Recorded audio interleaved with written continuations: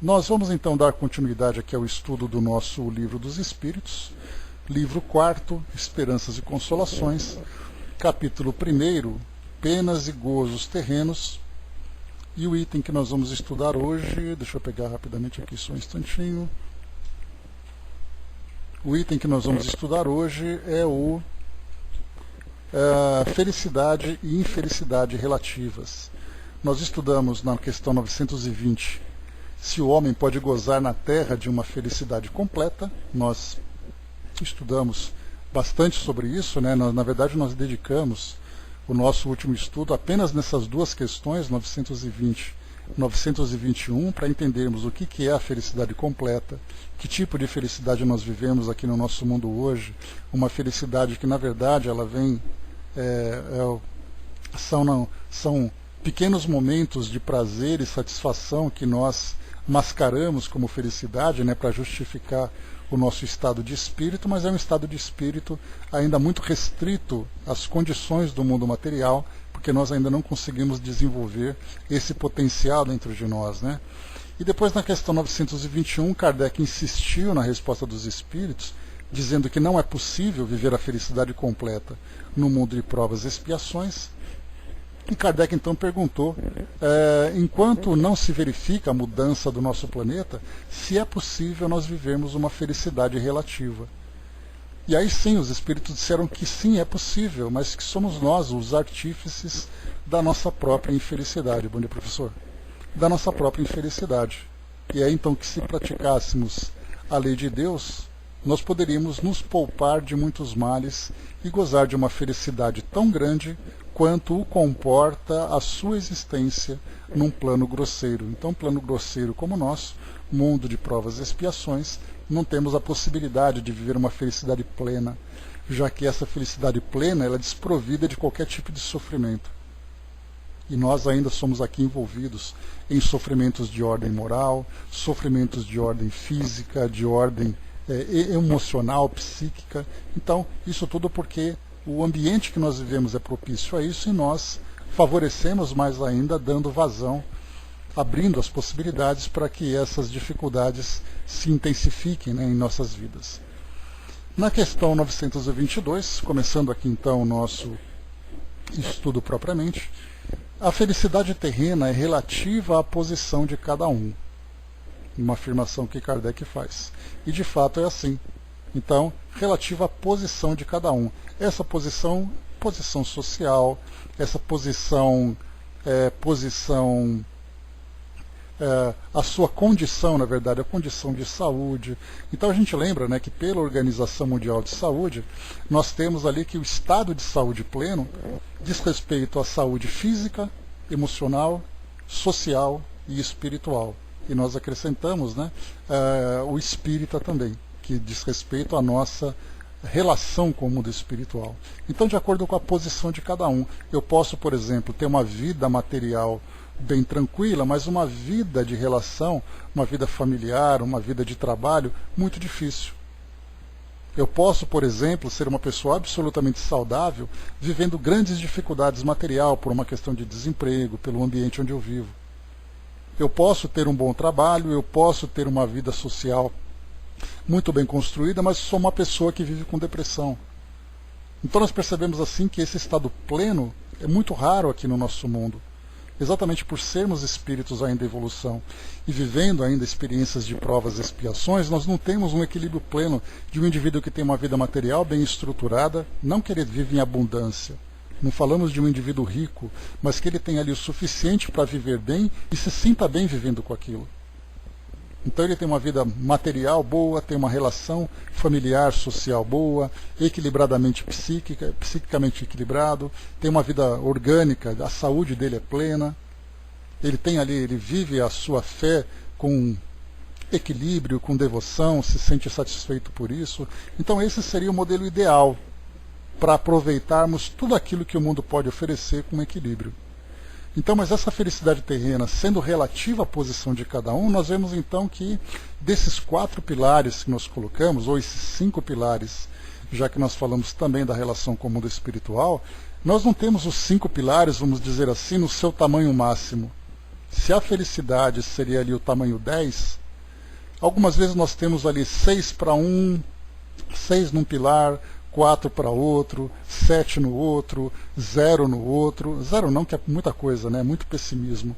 Mas a gente percebe que esses pilares, eles não são todos eles de tamanho máximo para sustentar realmente essa felicidade nossa. Então a gente vai alternando cada um deles, mostrando essa dificuldade. Quando nós temos essa consciência, e eis aí que esse estudo que nós fazemos, né, daquelas 3 etapas do conhecimento, do autoconhecimento e da transformação.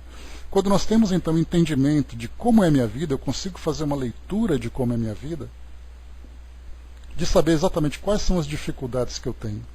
Se por acaso eu tenho um problema de saúde, se eu fizer um bom tratamento ou aprender a lidar com ele, eu vou minimizar os seus efeitos. Muitas vezes nem sempre eu consigo, por exemplo, curar uma enfermidade ou lidar, né, ou resolver uma dificuldade de saúde.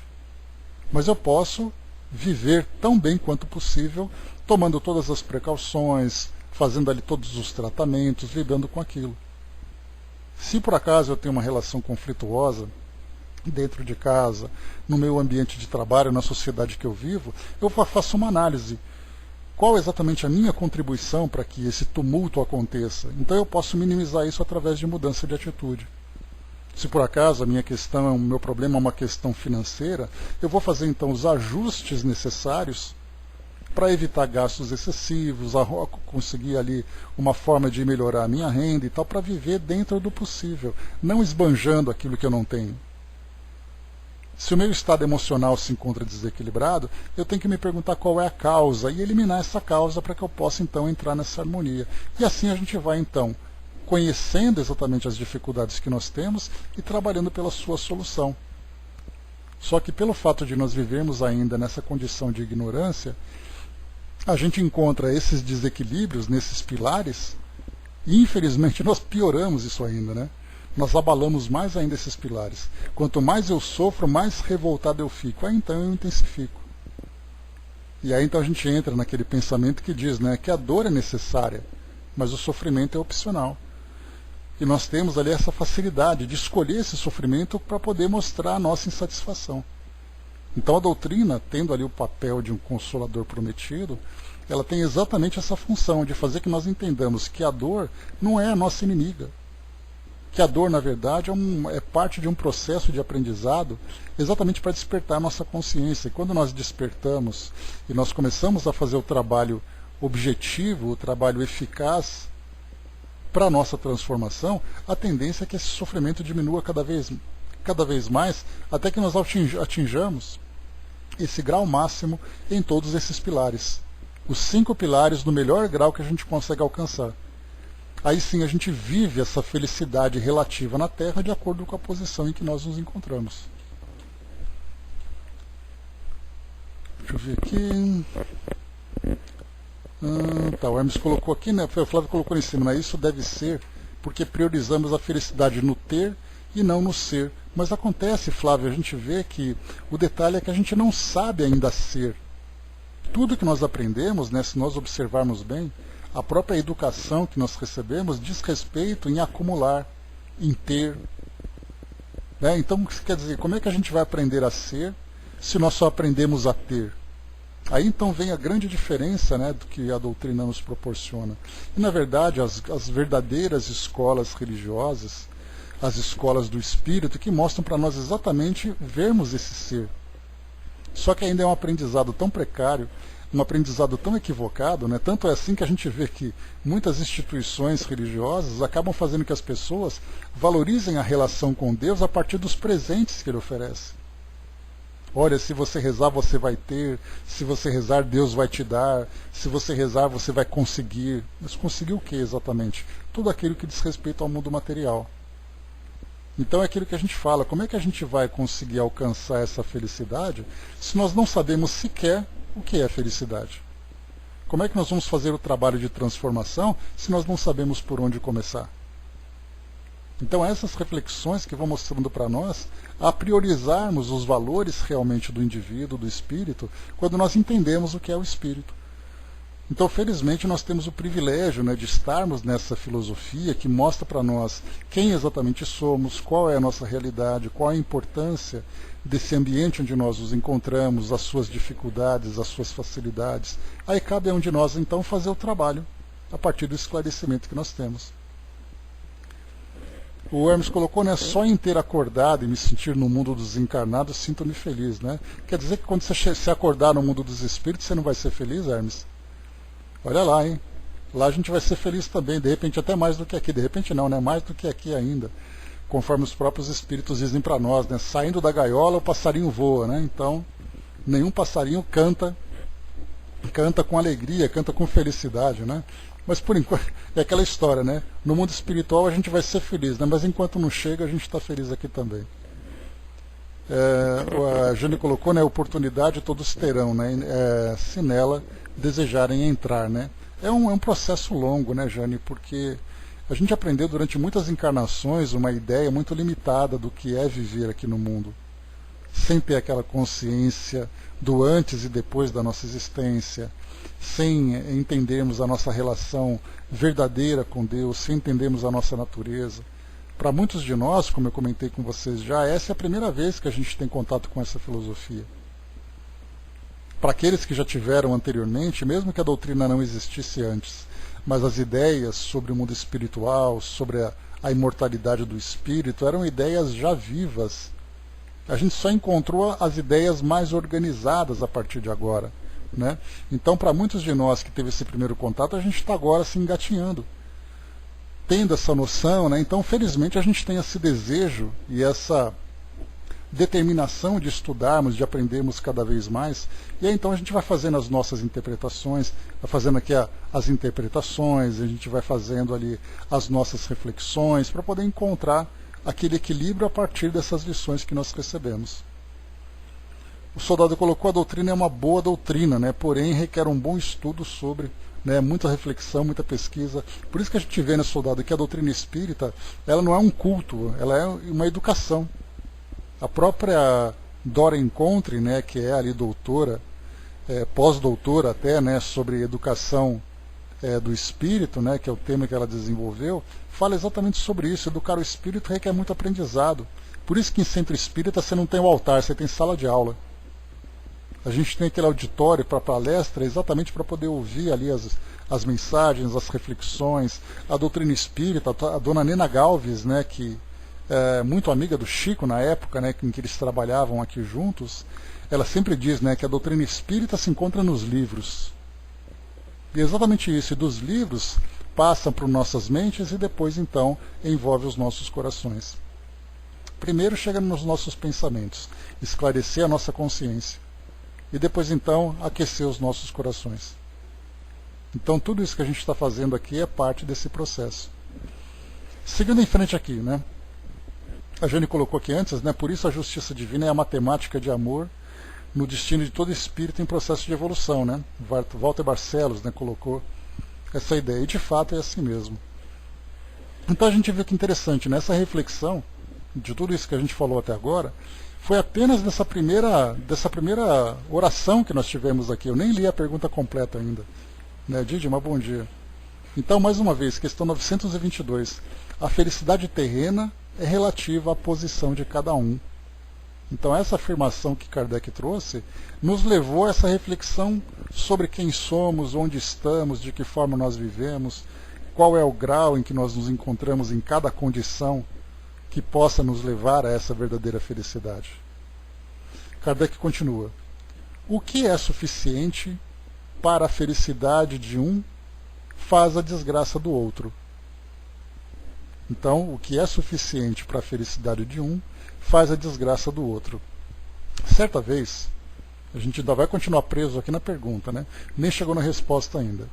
Certa vez eu fiz uma brincadeira com vocês aqui, de pensar assim: vamos imaginar que nós estamos todos, né, esse grupo lindo aqui hoje, todo mundo sentado, fazendo ali um grande círculo, cada um de frente para o outro ali, né, fazendo ali o nosso círculo com carteiras e tudo mais.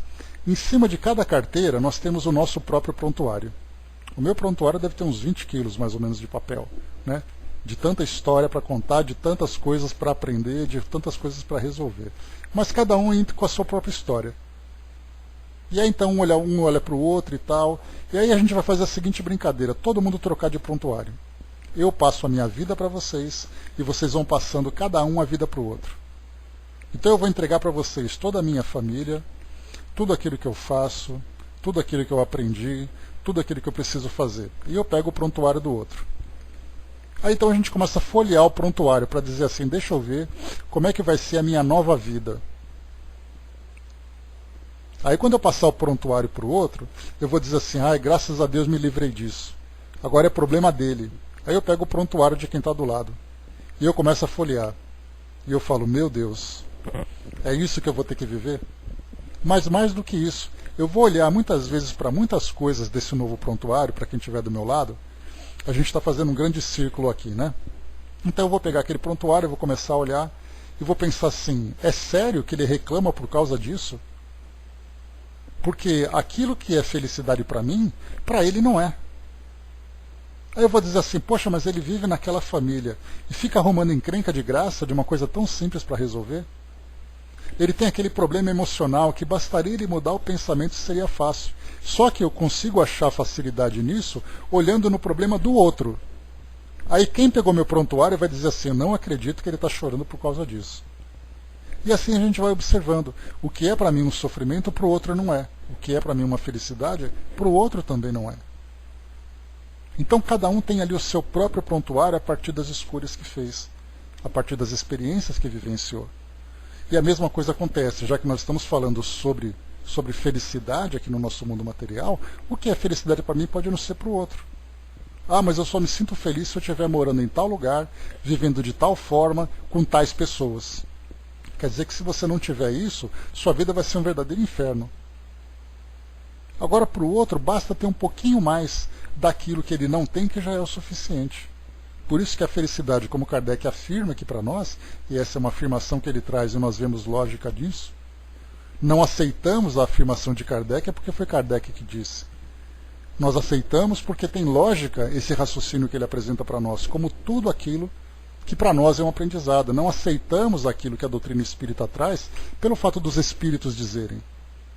Nós aceitamos porque a nossa inteligência faz com que nós entendamos a lógica daquela afirmação, daquele ensinamento.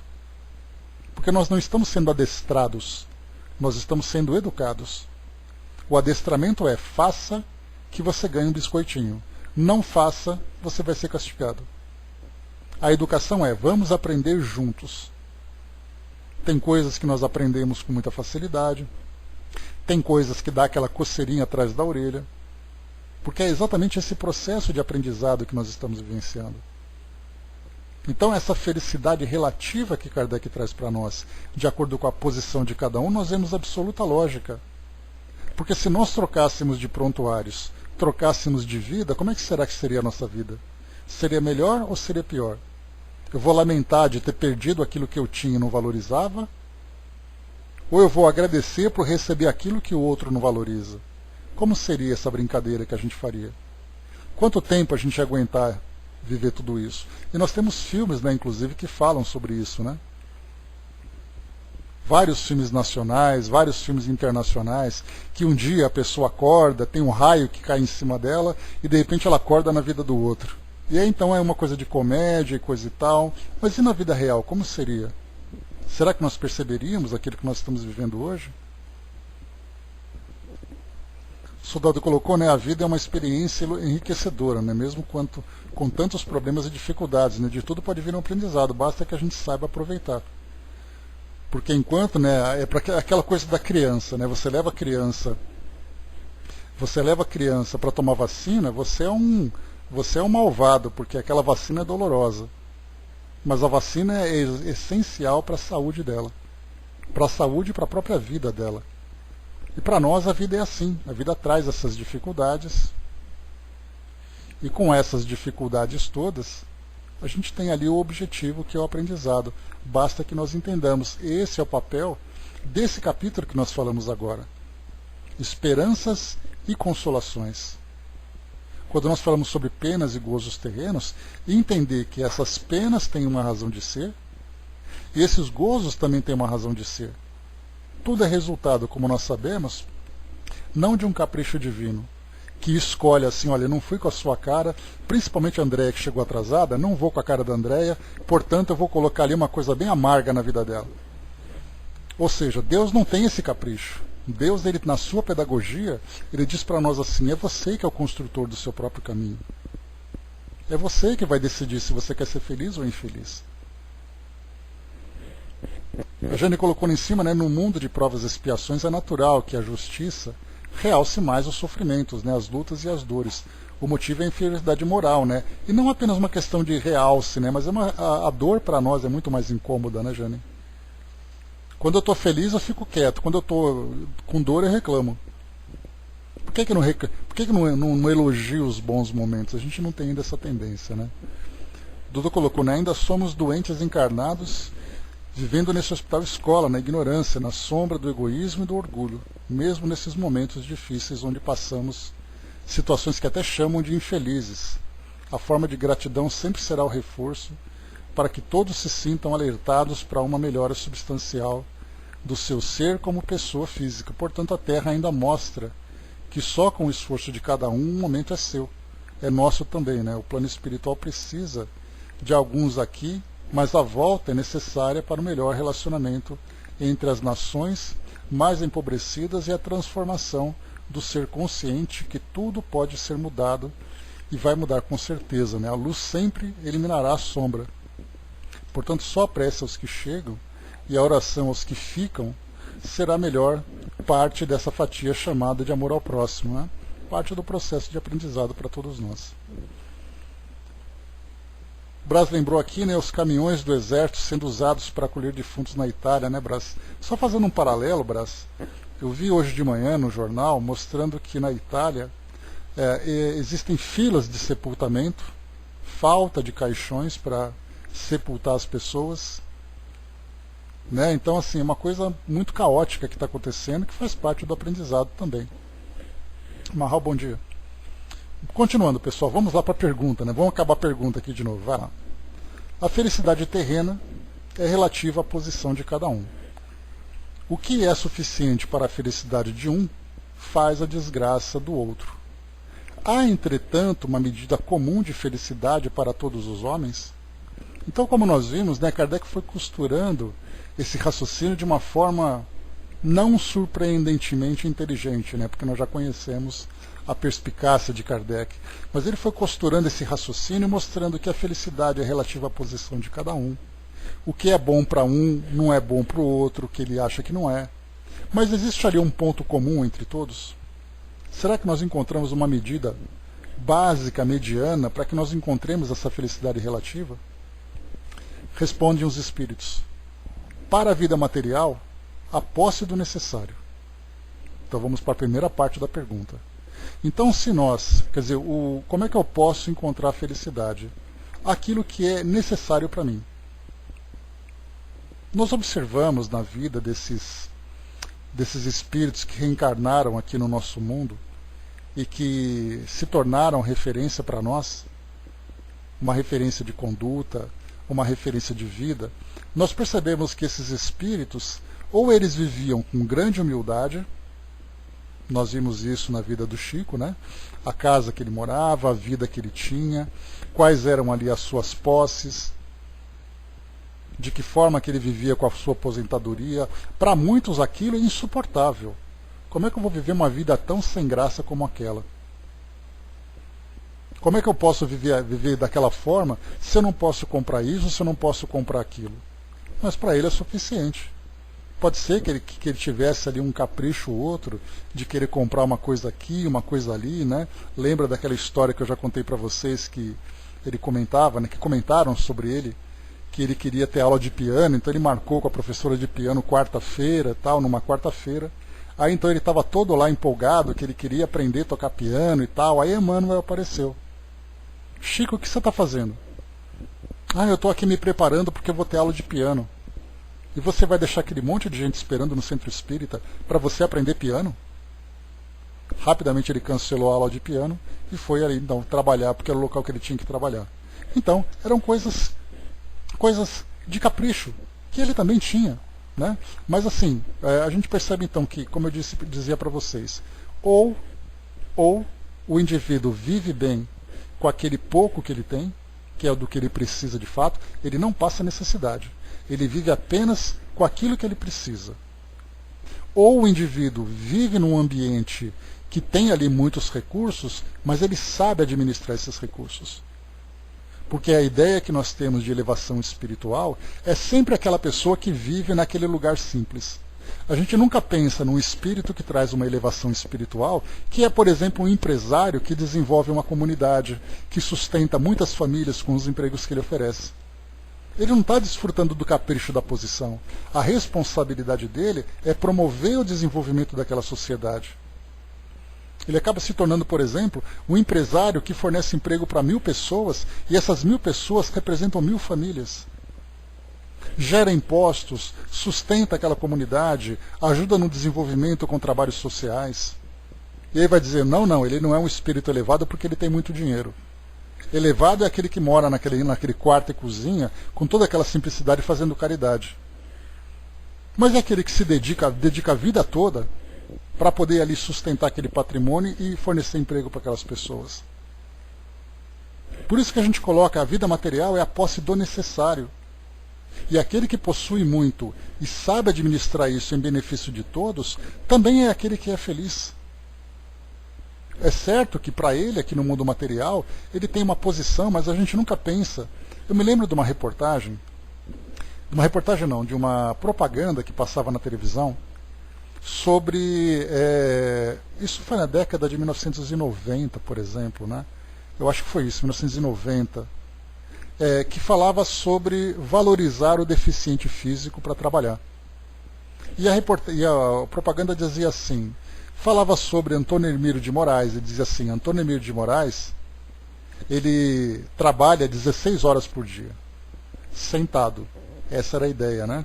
Mas independente de sentado ou não, que esse não é o objetivo, mas mostrava, por exemplo, que Abílio Diniz, Antônio Hermílio de Moraes e outros empresários trabalhavam 16 horas por dia, 18 horas por dia. Trabalhavam na empresa, iam para casa, continuavam trabalhando. E aí diz assim, nossa, mas ele tem uma riqueza enorme. Ninguém pensa na dedicação que ele tem para aquela empresa que ele sustenta. E também, claro, quanto mais evoluído o espírito é, mais consciente, vamos dizer assim, não evoluído, porque dá a impressão de que nós estamos falando de espírito de outras esferas, né? Mas quanto mais esclarecido ele é, pois é, dizem assim, olha que vidão que ele tem. E aí então não valorizamos, por exemplo, quando é um espírito bem esclarecido, do esforço, da dedicação que ele tem, do trabalho que ele desenvolve, da sua capacidade intelectual, da sua responsabilidade social. Sim, ele vive com um certo conforto, de acordo com aquilo que o mundo material pode oferecer. Mas a gente não pensa na parte importante dessa verdadeira felicidade de acordo com a consciência espiritual que ele desenvolve. Andréa colocou aqui em cima, né, com absoluta certeza ainda não estou nem um pouco pronta para ter Emmanuel ao meu lado, né? Estou super satisfeita com o meu. Tá bom, né? Cada um com o seu, né, André? Até nisso. Cada um vive com o espírito, né, que merece também, que merece e que precisa, né? A Angelina Coluna, Cristiano Ronaldo, nesse está sendo um exemplo também, né? Então a gente tem ali, cada um fazendo o seu trabalho, né? O importante é, quanto mais conscientes nós estamos, mais a felicidade está ao nosso alcance. Então isso dentro da vida material. Agora continua aqui a resposta.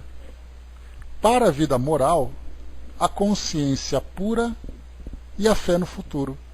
Essa consciência pura significa assim o espírito não se sente constrangido pelos seus atos, por aquilo que ele pensa. O espírito não tem medo da vida que ele leva, do trabalho que ele realiza, das suas ações. Ele não tem culpa por aquilo que ele fez. É aquele espírito que chega no final do dia e diz assim, graças a Deus eu consegui passar esse dia sem incomodar ninguém. A gente lembra Santo Agostinho. Coloca a cabeceira no travesseiro, começa a fazer então aquela reflexão. Será que eu magoei alguém? Será que eu preciso mudar alguma coisa? Nós temos muitos indivíduos aqui no nosso mundo, e nós falamos do planeta de um modo geral, Comentei 2 empresários aqui da nossa sociedade, porque são os 2 que se destacaram naquela época, né? Mas no mundo está cheio de indivíduos que têm ali as suas responsabilidades, tanto na humildade, como também não vou dizer opulência, porque opulência significa desperdício, né? Mas num ambiente que tem muitos recursos concentrados. Então o indivíduo que vive num ambiente como esse, e a sua consciência se encontra tranquila, porque ele sabe, tem essa fé no futuro, o espírito sabe, por exemplo, olha, tudo isso que eu tenho não me pertence. Eu sou apenas o gestor, o administrador desse patrimônio que pertence ao grande empresário, que é Deus. E quando ele pensa assim, bom, no futuro, eu sei que eu vou morrer, que a minha vida vai acabar aqui no mundo físico, e eu vou para o mundo espiritual. E eu não tenho medo de ir para lá. Eu não tenho medo, eu não tenho culpa, eu não sofro por aquilo que eu fiz. Agora, aquele que é apegado, por exemplo, ele vai dizer assim, eu vou perder tudo isso e isso me pertence, eu quero para mim. Ou então aquele que vive com a necessidade, ele diz assim, eu quero ir embora desse lugar porque essa vida nunca me deu nada. Então nós temos, primeiro, viver com equilíbrio no mundo material. Segundo, viver com a consciência pura e fé no futuro.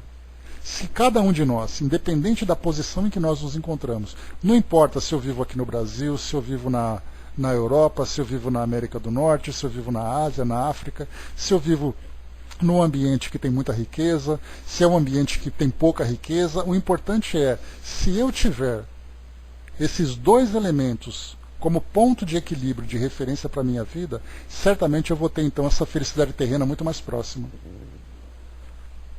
Eis aí uma receita daquelas que nós temos que recortar e colar ali no espelho do banheiro, né, na porta da geladeira, no painel do carro, para sempre lembrar isso. Posse do necessário, consciência pura e fé no futuro. Quem consegue viver com essas 3 referências, certamente vai ter ali uma vida muito bem tranquila, muito equilibrada. Do contrário, a gente falou daquilo que é bom, né? Vamos pensar o contrário agora. Se por acaso eu acho que aquilo que eu tenho não é necessário, o que eu vou fazer? Eu vou criar situações problemáticas para poder satisfazer aquilo que para mim ainda não é o suficiente. Aí a gente volta lá aqui para o Livro dos Espíritos, ou então lá no Evangelho segundo o Espiritismo, falando sobre o necessário e o supérfluo. Infelizmente, nós valorizamos muito mais o supérfluo do que o necessário. E dentro da vida moral, consciência pura, como eu falei para vocês, né? Culpa, constrangimento e medo. Infelizmente, é ainda, né, a nossa mente, a nossa consciência, ainda é poluída por esses elementos e, infelizmente, né, com bastante intensidade. Cada um ali tem um grau, né? Cada um ali tem o seu medo, cada um tem sua culpa, alguns muitos, outros poucos, alguns dessa existência, outros trazem de outras existências e assim vai. E essa fé no futuro, pelo menos nessa fé do futuro, é aquilo que mais se aproxima da nossa realidade hoje, pelo menos nós que somos estudantes da doutrina. Sabemos que nós estamos aqui hoje vivendo as nossas experiências e que o futuro vai trazer para nós ali a continuidade da vida. Não é uma fantasia, não é um sono, é uma realidade. E essa realidade a gente vem se preparando agora para ela. Nós não fazemos assim, eu vou viver a vida agora, porque é esse pensamento que a nossa sociedade tem, aproveite a vida, porque a vida é muito curta. Nós estamos, na verdade, trabalhando com a vida, e não vivendo a vida e depois a gente vê no que vai dar. Quem vive dessa forma, certamente vai ter ali uma grande decepção. Porque no momento em que poderia se preparar para esse trabalho de transformação, desperdiçou tempo e energia com situações que não vão trazer nada de benefício para o crescimento espiritual e vai cobrar um preço muito caro. E aí depende de cada um de nós então.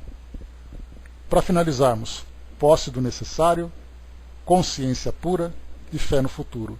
Façamos então um conhecimento e autoconhecimento para a gente poder ver de que forma que nós estamos vivendo e façamos os ajustes. Será que eu não critiquei ninguém? Será que eu não arrumei confusão com ninguém? Será que eu não magoei ninguém?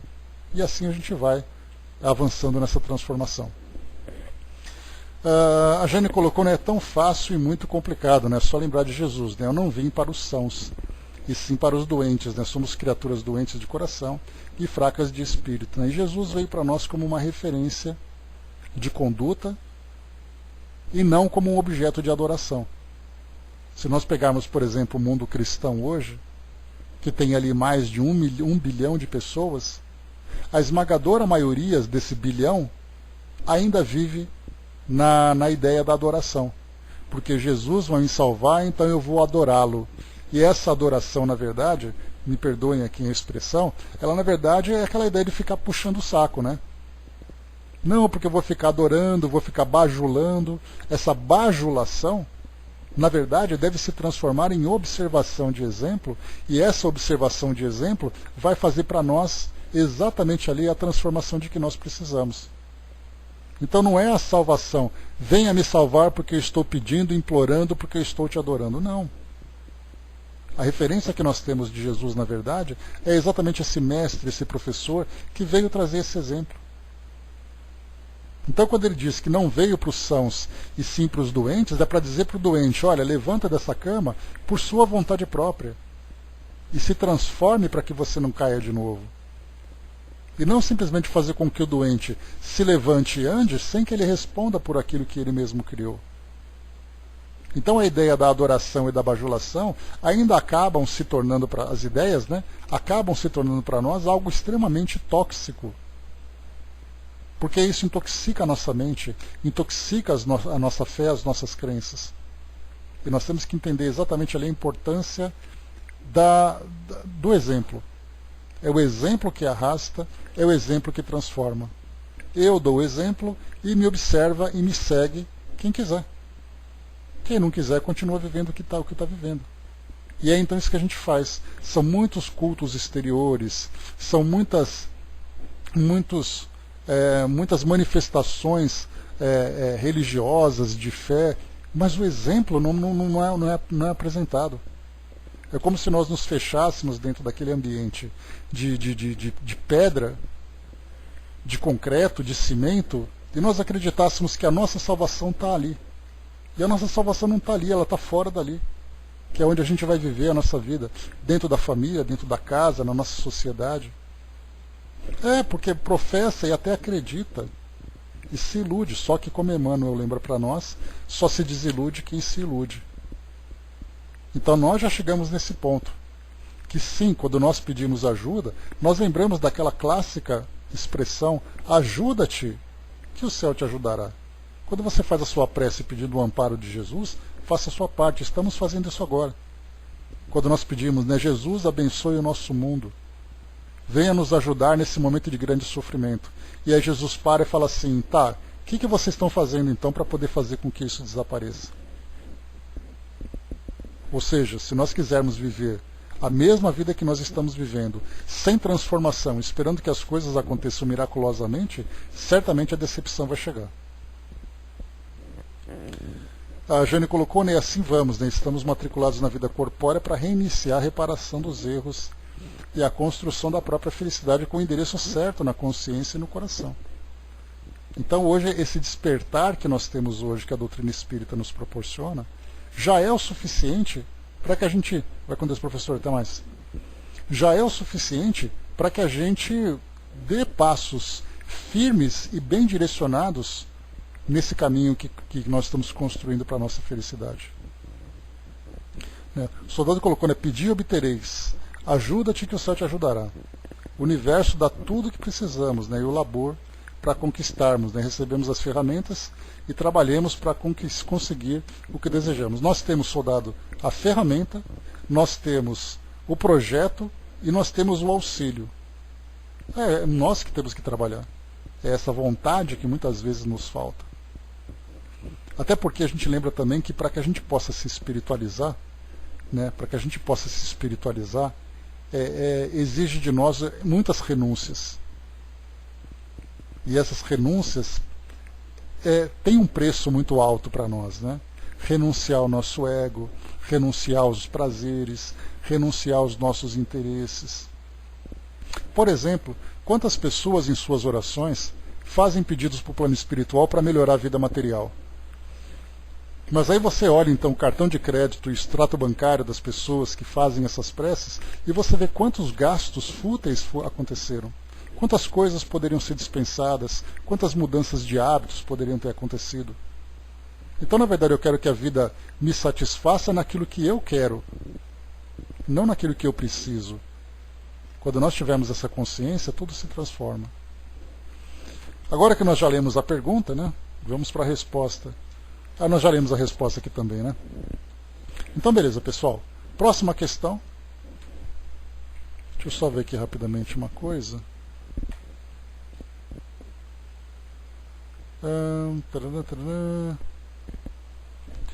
Tá, a próxima questão aqui, ela é a questão número 923. Vamos continuar com ela. Eu ia ler a mesa aqui, mas acho que a gente já conversou bastante sobre isso, né? Vamos aqui, questão 923. Aquilo que seria supérfluo para um não se torna necessário para o outro e vice-versa, segundo a posição? Já falamos sobre isso lá em cima, né?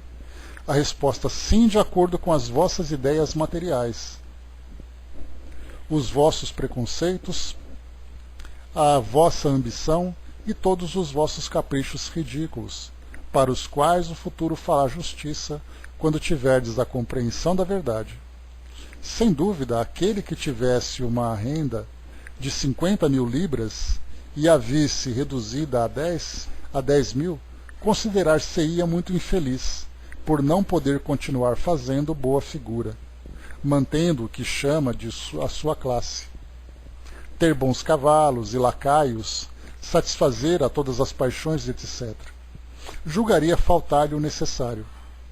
Mas, francamente, podes considerá-lo digno de lástima, quando ao seu lado há os que morrem de fome e de frio, sem um lugar em que repousar a cabeça.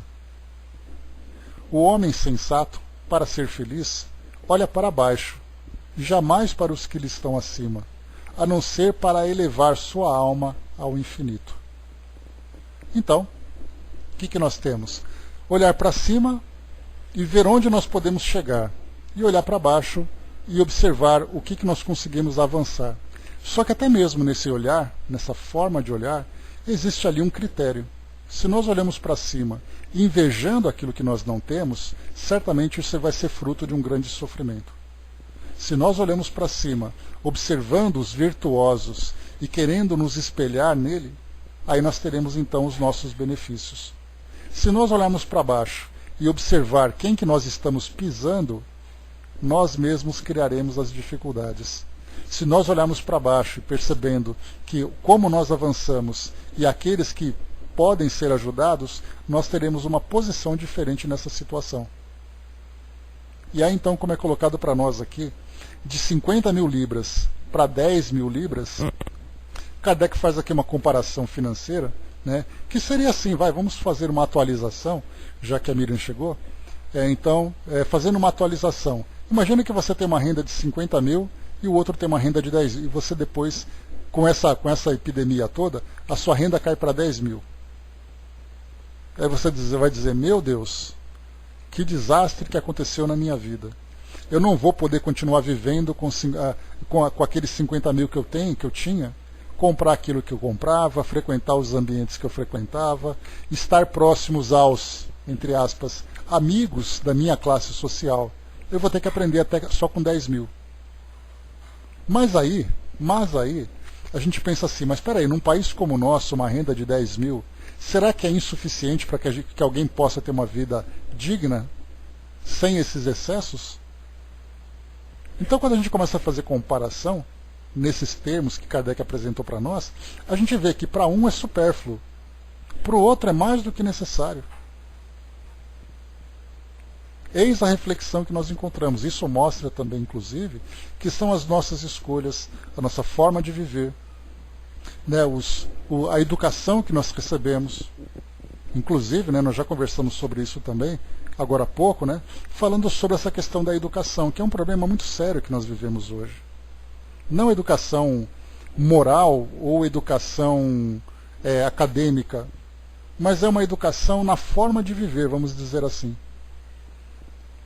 Nós pensávamos, uma vez nós conversávamos sobre a questão da paternidade e da maternidade. Como é que nós aprendemos a ser pais ou a ser mães?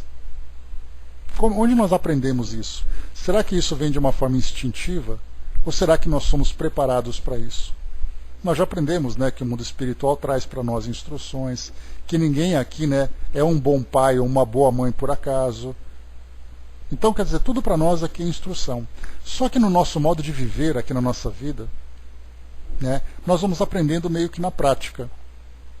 Então é aquela vida meio pragmática, né?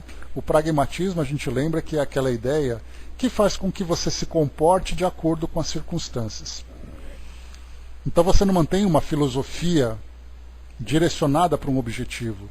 Você vai dançando conforme a música vai tocando, você vai andando conforme os caminhos vão se apresentando, de acordo com as facilidades que você deseja alcançar.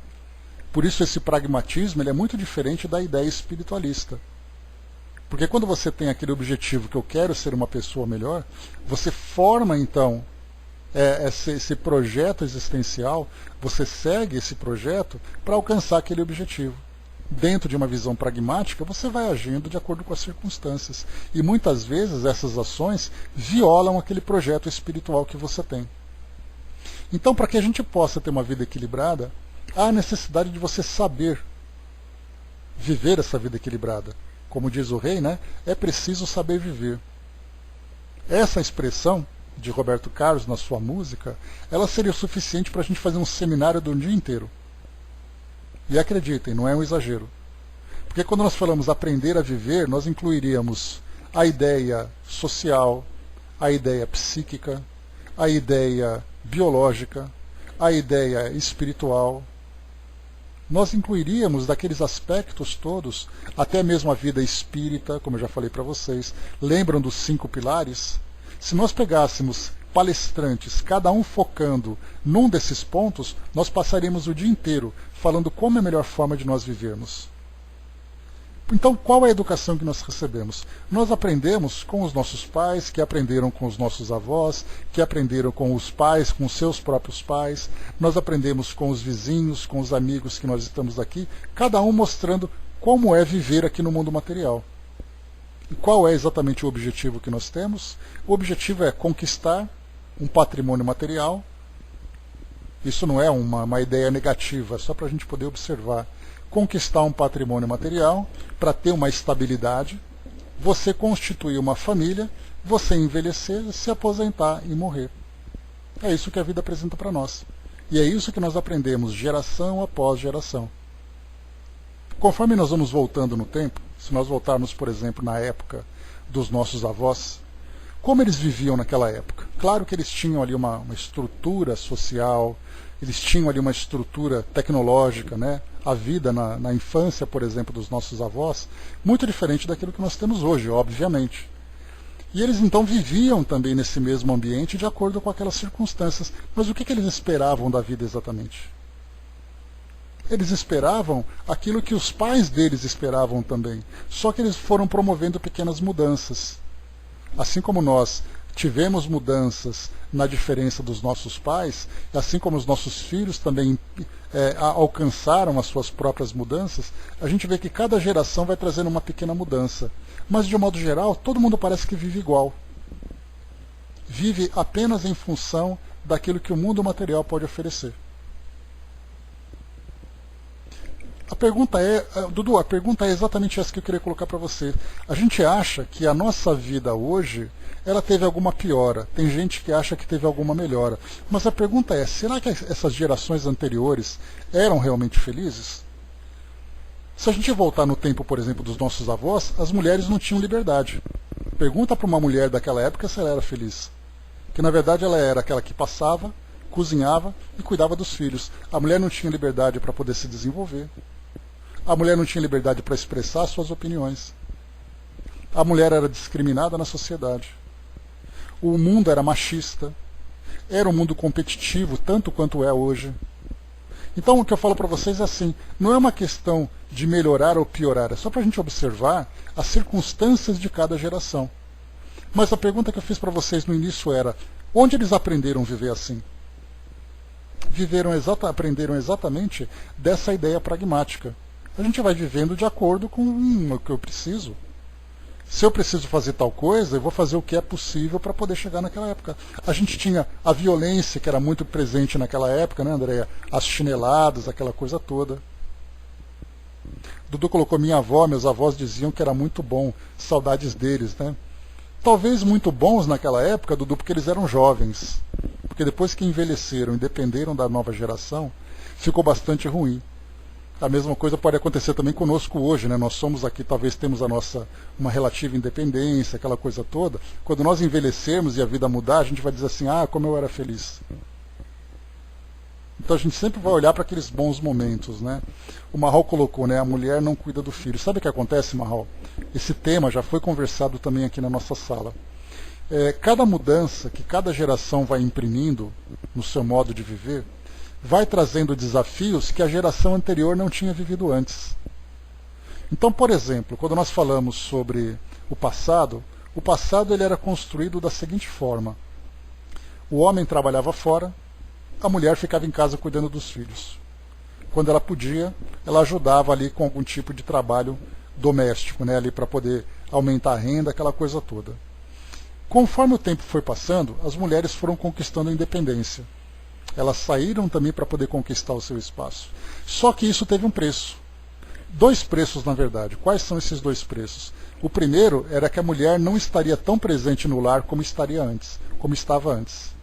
O segundo preço, o homem teve que voltar a sua atenção para o lar, que era uma coisa que ele não fazia antes.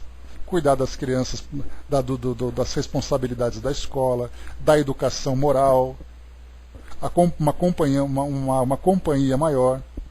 Então era sempre aquela história assim, o homem saía para poder fazer alguma coisa e a mulher ficava com a responsabilidade. Então virou, na verdade, o homem teve que abrir mão daquela, entre aspas, liberdade que ele possuía para assumir responsabilidades, e as mulheres, em busca dessa conquista, tiveram que abrir mão de uma parte dessa responsabilidade para poder conquistar o que queria.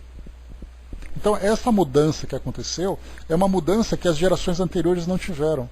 E provavelmente na próxima geração, dos nossos filhos que estão crescendo e que vão assumir aqui o controle do mundo, eles também vão apresentar situações que não estavam preparados para isso.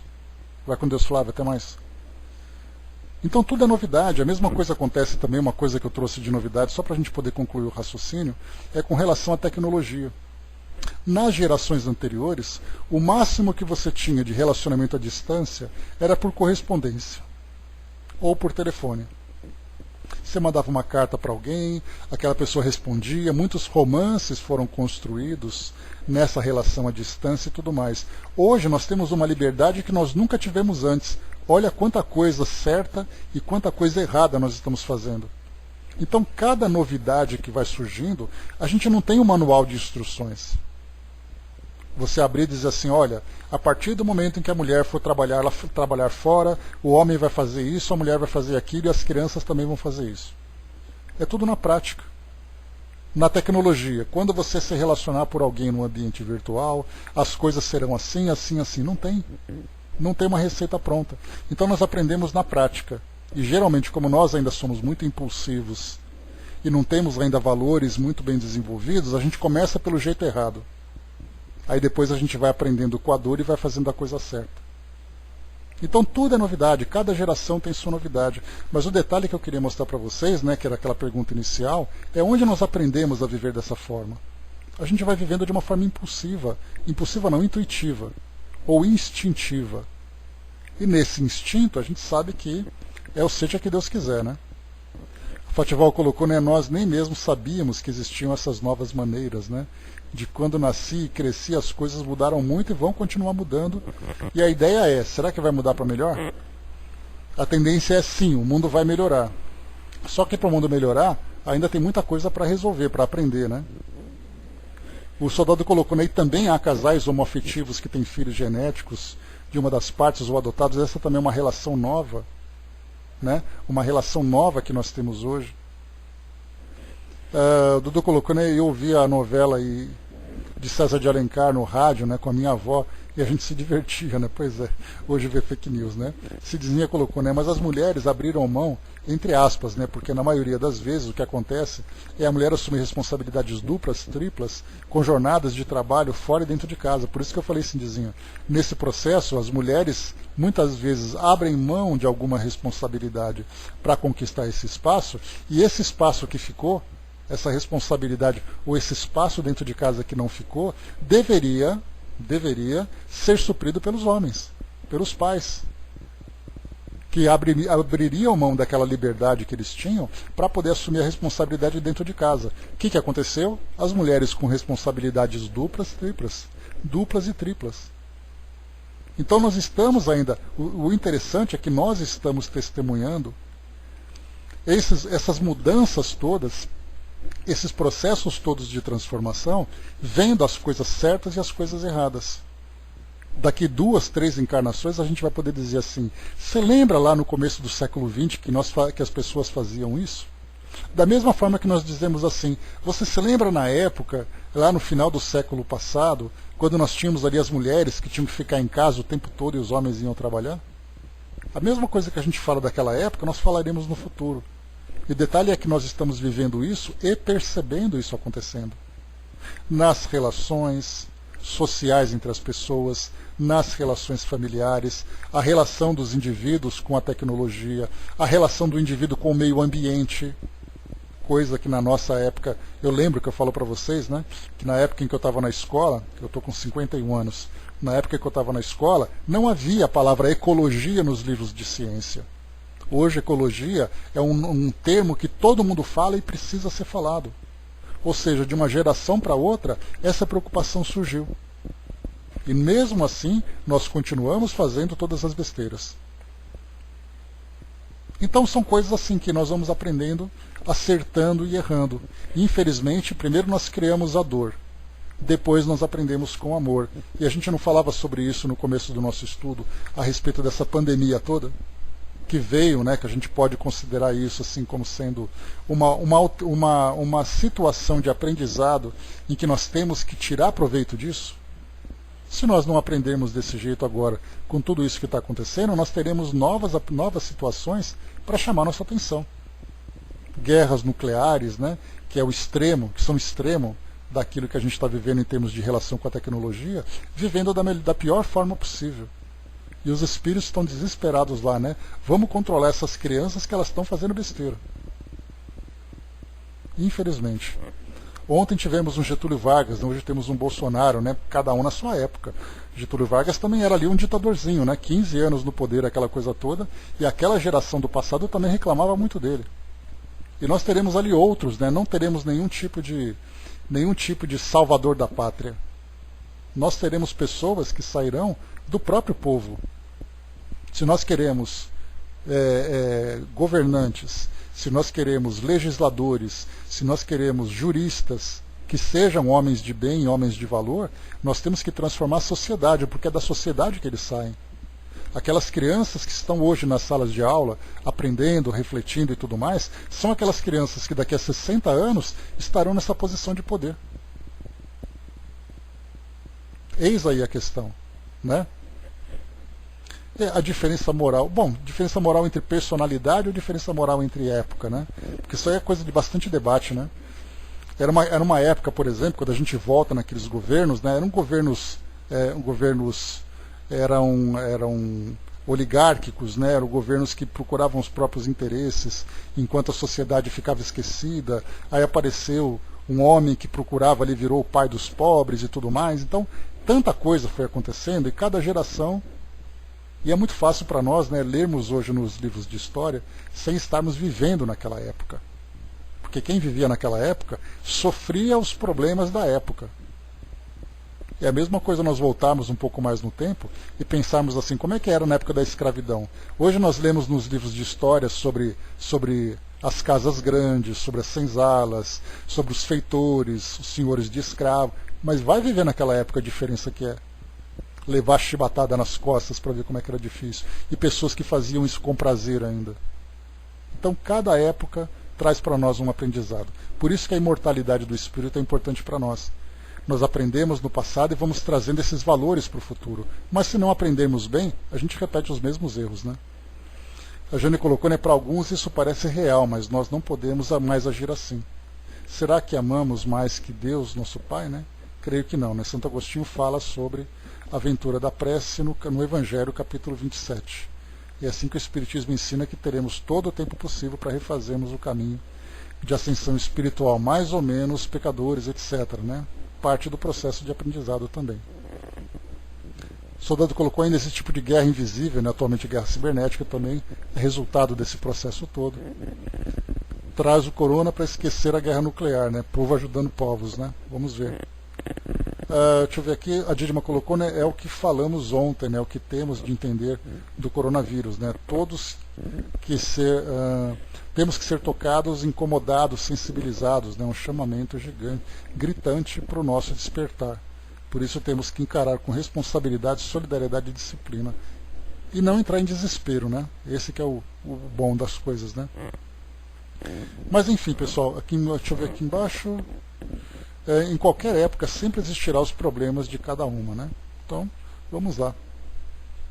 Mas é isso, pessoal. Nós finalizamos aqui então essa questão. Olha só fizemos de novo hoje, questão 922 e 23, hein?